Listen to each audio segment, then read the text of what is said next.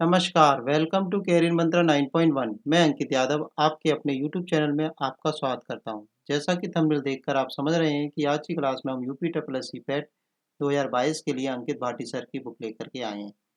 इस बुक में हम भारतीय राष्ट्रीय आंदोलन कंप्लीट कर रहे हैं जो कि 5 नंबर में आने हैं। इससे पहले भारतीय इतिहास हम कंप्लीट कर चुके हैं। आज की क्लास में हम टॉपिक नंबर 2 स्वदेशी आंदोलन एवं बंगाल विभाजन के बारे में पढ़ेंगे। आपका समय ज़्यादा बर्बाद ना करते हुए चलिए आपके दिमाग की गागर में भरते हैं ज्ञान का महासागर। और आप चैनल को सब्सक्राइब कर दीजिए, वीडियो को लाइक और शेयर कर दीजिए और कमेंट करके बताइए कि आपको किस बुक से रिलेटेड कौन सा सेशन चाहिए। चलिए वीडियो शुरू करते हैं। चलिए देखते हैं स्वदेशी आंदोलन एवं बंगाल विभाजन। बंगाल विभाजन का प्रस्ताव एंड्रयूज फ्रेशर ने रखा था। 1905 में विलियम बर्ड के दिमाग की यह उपज था। तो विलियम बर्ड के दिमाग में ये बात आई थी तो एंड्रयूज फ्रेशर ने जो है ये प्रस्ताव रखा। आगे देखते हैं ये बात जो बंगाल विभाजन हुआ था वो 1905 में हुआ था। वैसे तो सर्वप्रथम 1903 में बंगाल विभाजन पर विचार सामने आया था जिसका राष्ट्रवादियों ने प्रबल विरोध किया था, किंतु इसके बावजूद लॉर्ड कर्जन ने 20 जुलाई 1905 को बंगाल विभाजन की घोषणा कर दी। इसके पश्चात 16 अक्टूबर 1905 को बंगाल का विभाजन कर दिया गया। बंगाल उस समय राष्ट्रीय चेतना का केंद्र बिंदु था और इसी चेतना को नष्ट करने हेतु बंगाल विभाजन का निर्णय लिया गया था। बंगाल विभाजन में एक और कारण हिंदू मुस्लिमों को में धार्मिक आधार का विभाजन करना था। मतलब हिंदू और मुसलमानों को अलग अलग करना ही बंगाल विभाजन का उद्देश्य भी था। बंगाल के विस्तृत क्षेत्रफल व प्रशासनिक असुविधा को आधार मानते हुए बंगाल दो भागों में बांट दिया गया, पूर्वी बंगाल और पश्चिमी बंगाल। कर्जन की वास्तविक मंशा फूट डालो राज करो सिद्धांत पर, जिसका उद्देश्य राष्ट्रवाद को कमजोर करना था। विभाजन के बाद पूर्वी बंगाल और असम को मिलाकर एक नया प्रांत बनाया गया जिसमें राजशाही, चटगांव, ढाका आदि सम्मिलित किए गए। जहां की जनसंख्या 3 करोड़ 10 लाख थी, जिसमें 1 करोड़ 80 लाख मुसलमान और 1 करोड़ 20 लाख हिंदू थे। विभाजित विभाजित बंगाल के दूसरे भाग में पश्चिमी बंगाल, बिहार, उड़ीसा शामिल थे, जिसकी कुल जनसंख्या 5 करोड़ 40 लाख थी, जिसमें 4 करोड़ 20 लाख हिंदू और 90 लाख मुसलमान थे। 16 अक्टूबर 1905 के दिन पूरे बंगाल में शोक दिवस के रूप में मनाया गया। वेरी इंपॉर्टेंट क्वेश्चन है। 16 अक्टूबर को 1905 को बंगाल में शोक दिवस के रूप में मनाया जाता है। हिंदू मुस्लिम एकता के लिए रक्षाबंधन दिवस भी मनाया गया। समस्त बंगाल में समितियों के माध्यम से विरोध प्रदर्शन के दौर शुरू हो गए थे। लोगों ने उपवास रखा, वंदे मातरम गीत गाया और एक दूसरे को राखी भी बांधी।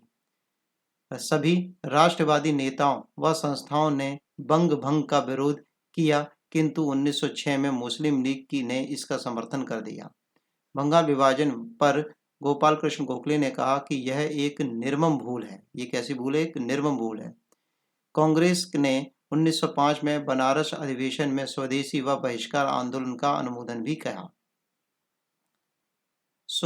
स्वदेशी आंदोलन का प्रभाव शीघ्र ही देखने को मिला।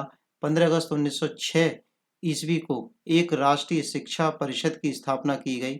आचार्य पी.सी. राय ने बंगाल केमिकल्स एवं फार्मास्यूटिकल की स्थापना भी की। रविन्द्रनाथ टैगोर ने इसी समय अमार सोनार बांग्ला 1912 में गीत गाया, जो बांग्लादेश का राष्ट्रीय गान बन गया। स्वदेशी आंदोलन ने देश के एक बड़े हिस्से को अपने प्रभाव में ले लिया, जिसमें जमींदारी, शहरी वर्ग, निम्न मध्यम वर्ग, छात्र और महिलाएं शामिल थे। किसान एवं बहुअल्पसंख्यक मुस्लिम समुदाय स्वदेशी बहिष्कार आंदोलन से अलग रहा। महात्मा गांधी ने कहा, भारत का वास्तविक जागरण बंगाल विभाजन के उपरांत शुरू हुआ है। बंगाल विभाजन के विरोध में हो रहे आंदोलनों को दबाने के लिए अंग्रेजों द्वारा 10 अक्टूबर 1905 को क्लाइल को लाया गया। बंग भंग का विरोध में शीघ्र ही 1907 में स्वदेशी आंदोलन लोकप्रिय होने लगा। वस्तुतः स्वदेशी विचारधारा तो 19वीं सदी के अंत में ही प्रचलित हो चली थी, किंतु अब इसने आंदोलन के रूप धारण कर लिया था। स्वदेशी आंदोलन भारत का पहला ऐसा आंदोलन था जिसमें बहिष्कार के साथ ही रचनात्मक कार्यों को भी शामिल किया गया और सभी महत्वपूर्ण विषयों में स्वदेशीकरण को बढ़ावा दिया गया। बंगाल में राष्ट्रीय कॉलेज खोला गया, जिसके प्रथम प्रधानाचार्य अरविंद घोष बने। रविन्द्रनाथ टैगोर के नेतृत्व में शांति निकेतन, सतीश चंद्र मुखर्जी के नेतृत्व में डाउन सोसाइटी की स्थापना की गई। स्वदेशी कला को प्रोत्साहित करने के लिए Indian society for oriental arts की स्थापना की गई, जिसमें पहली छात्रवृत्ति नंदलाल घोष को दी गई, वजीफा दिया गया। कृष्ण कुमार मित्रा ने अपनी पत्रिका संजीवनी के माध्यम से बहिष्कार के विचार को प्रसारित किया और शीघ्र ही स्वदेशी आंदोलन बंगाल के बाहर भी प्रसारित होने लगा। अब बात करेंगे क्षेत्र, और इन क्षेत्र का नेतृत्व कौन कर रहे थे बंगाल विभाजन में, हम देखेंगे। तो चलिए आगे देखते हैं। आपने अभी तक चैनल को सब्सक्राइब नहीं किया हो तो चैनल को सब्सक्राइब कर दीजिए, लाइक कर दीजिए और शेयर कर दीजिए, ठीक है। और कमेंट करके बताइए कि आपको किस बुक से रिलेटेड सेशन चाहिए। चलिए देखते हैं।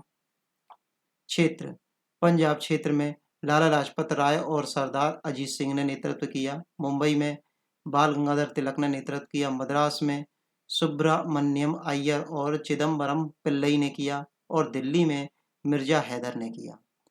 अब आगे देखते हैं हम लोग। 1906 में जब बारी साल नामक स्थान पर अब्दुल रसूल की अध्यक्षता में शोषणकारी करों के विरोध में शांतिपूर्ण सम्मेलन कर रहे थे तो पुलिस ने लाठियां चार्ज कर दी, ठीक है, लाठियां चार्ज कर दी। कुछ विद्वानों ने इसे बंगाल का जलियांवाला बाग भी कहा। बंग भंग का भारी विरोध देखते हुए अंततः 1911 में यह निर्णय वापस लेना पड़ा। इसी वर्ष भारत की राजधानी कोलकाता से दिल्ली स्थानांतरित करने की घोषणा कर दी गई, ठीक है। तो यहीं पर कंप्लीट बंगाल विभाजन हो जाता है, ठीक है। और ये सेशन यहीं पर फिनिश होता है। आगे वाले सेशन में हम क्रांतिकारी आंदोलन और उग्रवादी राष्ट्र का उदय देखेंगे। तो चलिए यहीं पर वीडियो संपन्न करते हैं। Thanks for watching video. Take care, bye bye, धन्यवाद।